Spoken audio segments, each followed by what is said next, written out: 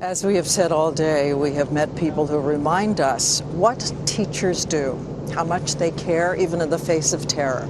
And I sat down with a first grade teacher at that school, Kaitlin Roig. She heard gunfire, large windows exposed her classroom, so she managed to rush 15 small children into a tiny bathroom to try to save their lives. I put one of my students on top of the toilet dispenser. I just knew we had to get in there. I was just telling them it's going to be okay. You're going to be all right. I had pulled a bookshelf before I closed the door in front of it. So it was we were completely barricaded in. I turned the lights off. Did you tell them to be quiet? Did you worry about one of them? No, I told them to be quiet. I told them we had to be absolutely quiet because I was just so afraid that if he did come in and then he would hear us and then he would maybe just start shooting the door. So I said, no, we just have to be absolutely quiet. And I said, there are bad guys out there now. We need to wait for the good guys. They're coming again. I wanted us to be okay. And I'm so saddened that there are people who in this situation are not okay.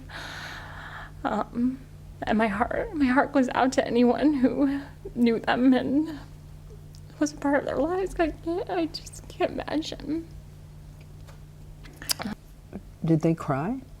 No, if they started crying, I would take their face and say, it's gonna be okay, show me your smile. I really tried to and one of my students would say things like, I know karate, so it's okay, I'll lead the way out. They really said to you, we want to go home for Christmas.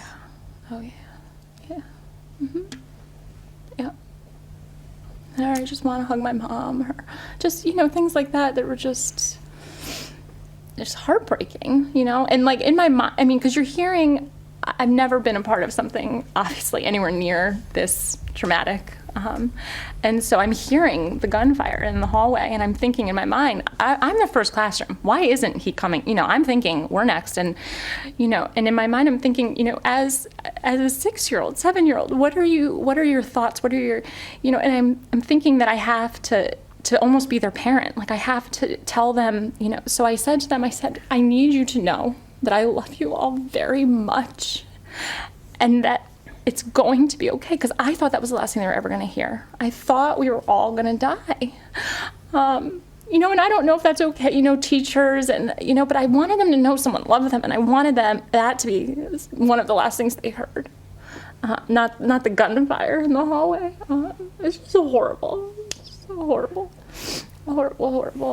How did you know you were going to be okay? What happened? I didn't. What finally happened was the gunfire stopped. The gunfire wasn't that long, so that stopped, but I said, no, we're not going anywhere. We're staying here until someone good comes in, gets us out. So eventually what happened was the police came and started knocking, and obviously, I was completely beside myself, and I said, I don't believe you. You need to put your badges under the door.